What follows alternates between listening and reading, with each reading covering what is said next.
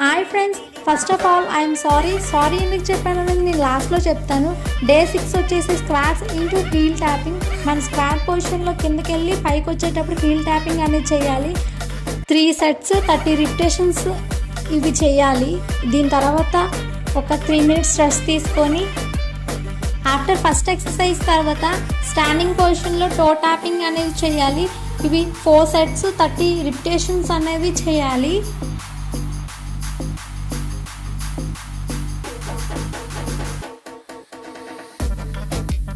ఇది అయిపోయిన తర్వాత 3 minutes రెస్ట్ తీసుకొని సెకండ్ ఎక్సర్సైజ్ అయిపోయిన తర్వాత థర్డ్ వన్ వచ్చేసి 2 squats ఇంటూ గ్రౌండ్ ట్యాప్. మనం 2 సార్లు అనేది స్క్వాట్స్ చేసి మనం సైడ్ వర్డ్ అనేది గ్రౌండ్ ట్యాపింగ్ అనేది చేయాలి. ఇవి 3 sets 15 రిపిటేషన్స్ అనేది చేయాలి.